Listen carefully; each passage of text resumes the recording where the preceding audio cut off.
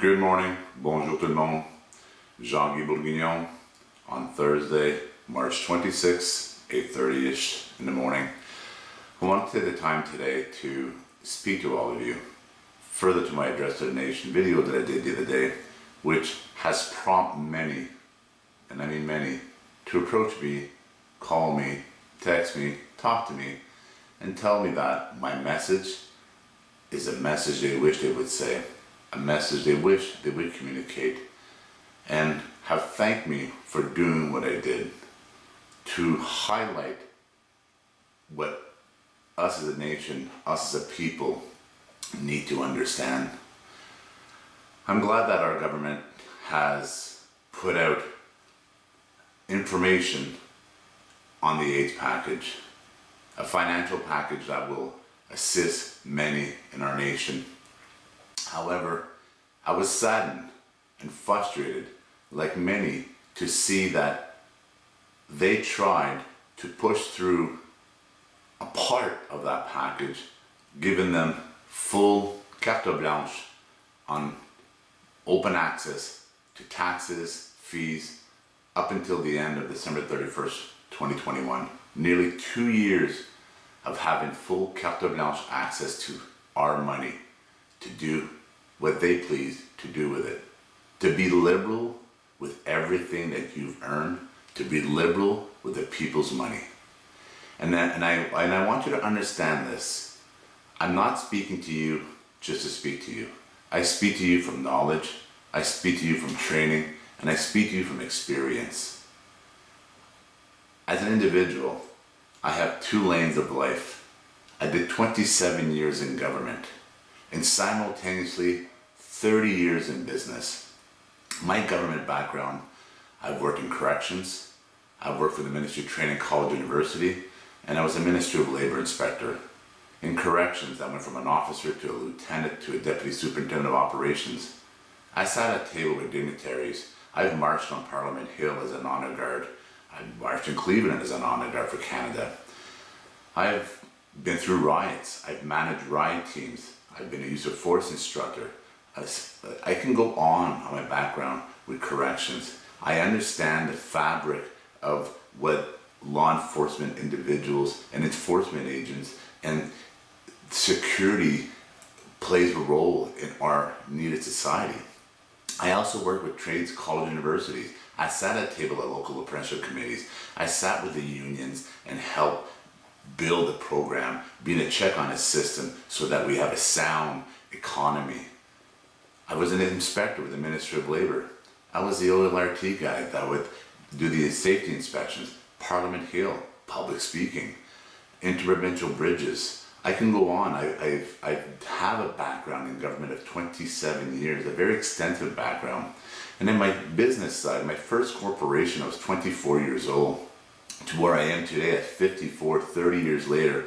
My name is on multiple corporations as president, owner, going through stresses of finances, testing my abilities to grow through life so that I can improve on economies, job creation. And I explain to people in business, the more money you make, the more lives you touch, the more jobs you create, the more you make the system better. And this is why you can't stop a business person from growing. It's who we are. It's part of our fabric. It's part of getting up at 5 in the morning or 6 in the morning. When I go to my job sites and I see individuals there, they were there by 5 and 6, and they work till 6, 7, 8, and they don't stop there. As a business individual, you cannot turn it off. You can't. You get home, you got to do your paperwork. Why? Because you're collecting money for the system. You're, whether it's you or your spouse or your family or your business or your employees or your staff, an economy that we create for the system. We create the economies, we collect for the economies, we deliver to the economies of the governments. And then when I look at a government that, when they try to sneak in that plan, what frustrates me on that is that money comes from the people. It's not their money. It comes from the people, the hard workers of this nation, the individuals that get up in the morning, that put in their 10, 12 hours a day, 14 hours a day, 7 days a week. We can't turn it off. I can't turn it off after 5 o'clock and say I'm done. No. Individuals in real economies and real business work all the time mentally, all the time. And then I see a government that tried to take control of that money and do as they please. Have you ever asked yourself why? Why do they sneak that in? Those of you in corporations, those of you in legal tenders and contracts and etc., understand that sometimes people slip things into contracts. And if it's not picked up, that's what the contract says. And fortunately, we have a parliamentary system, we have a Senate, we have a process that they picked up on that. They picked up on something that the Liberals had to backtrack. They literally got caught with their hands in a cookie jar and they had to backtrack. Moving forward, I'm the son of a veteran, a World War II veteran, and an individual that raised, and I'm going to be frank, a man that didn't know how to love and hug, a man that raised me hard, but he taught me how to open my own doors in life. A mother that not only raised her children, but the children of others. I was raised in Ledbury. Those that know Ottawa, Ledbury is where I was raised, 1221H Ledbury Avenue. Up until the age of nearly 14, until I moved to Overbrook at 471 King George Street in Overbrook. I was raised in two neighborhoods where shootings, stabbings, house raids, I can go on, deaths, violence, the testings of life I was raised through. But what did I have? I had a strong foundation. I had a strong upbringing. I had a loving family. Like any other family, like any other big family. We were up to 13 children in our household. My mother had 8 children. She lost 5 through miscarriages. She lost a daughter when she was 2 years old. And then she raised other children. That's the background that I have.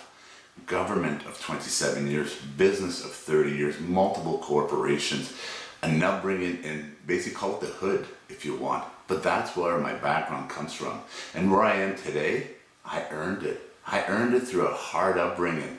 I was taught to open my own doors in life by a man who went to war, who came back severely injured, where we still have the telegram of his severe injuries. And when he came back, his mother died before he arrives, and his father dies a year later, and then he helps raise his 6 younger siblings. With his sister, they basically became the principal parents of those siblings. That's my upbringing. And then when I look at this country, and I'm speaking from knowledge, training, and experience, and I'm telling the people, listen to understand. We are in a situation, Ontario alone, $1 billion a month just to service a debt. Do you understand that? A pandemic where in 2006, Tam alone signed a 555-page report on the Asian flu. Anybody in business, and I know you're going to agree with me on this, anybody in business that spends any multi-million dollars, they wouldn't spend $100,000 and waste it. Anybody in business would spend multi-million dollars on a report that predicted this would be ready. Where are the beds? Where are the sanitation equipment? Where are the cleaning supplies? Where are the sanitizers? Where are the equipment? Where are the fully trained staff ready for this? We're not ready because we have a system now that we have so many individuals that just reap the financial pot for whatever they need to do. We have hundreds of millions of dollars that left our country for other countries. For other countries. We help people all the time. My companies have already donated money for this pandemic. Like a lot of businesses, we make money and we give money and we donate money and we help charities and we help events, and that's what we do as business individuals. We're constantly giving, and we don't mind giving because that's our fabric, that's our DNA, that's who we are. But when we see money wasted, we don't like it. We don't like that money wasted because I look at veterans in our nation, and I'm speaking from the heart here because my father was a veteran.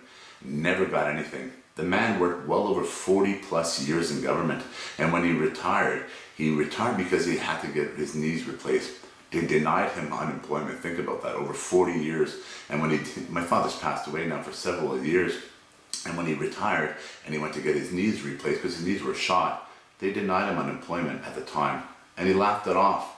Today, we have individuals that can go hunting, that can go fishing, that can go to the gym, that can go to movies, that can do what they want, but they're on some form of assistance. Think about that. They can't work, but they can do everything else, but can't work. I'm trying to be understanding to all of us. We have a system that's fractured.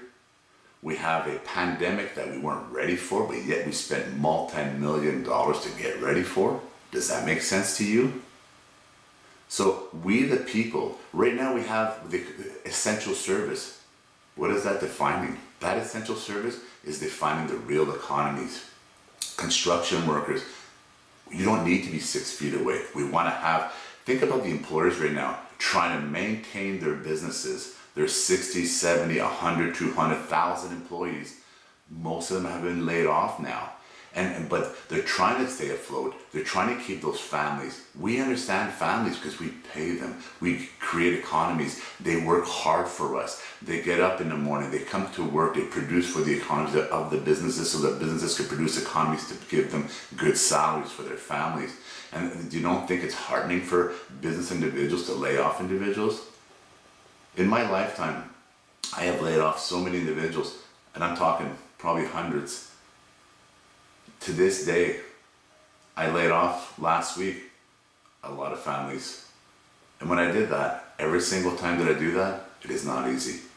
Not today, not 10 years from now. We don't want to lay off individuals. We want to be productive. It's who we are. Production is who we are.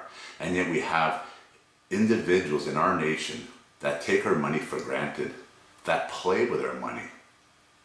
And this is where I'm talking to you, the people. We, as a nation, have to reset, regroup, and rethink who is managing our money. We are a great country. Government is a check on the system, not what it is today.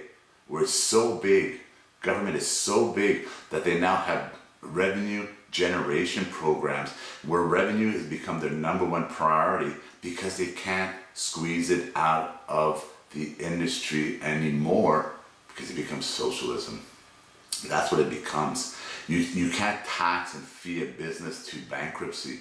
You got to keep them afloat because that's what makes the world go round. So now they have revenue generation program where all of us, whether you're unemployed, whether you're government, whether you're business, whether who you are, you're gonna get a red light camera, you're gonna get a fee program, you're gonna get some form of revenue generation that's gonna extract money out of your wallets. And this is where you ask yourself, and I'm speaking to all of you right now, every single one of you, why don't I have 6 months, a year, 2 years worth of money behind me? I've worked 20, 30, 40 years, why don't I have that? It's because of the system we live in. So please, I will continue speaking to all of you, and I ask, listen to understand, pause, and think about where we are today and where we should be. Thank you. Merci.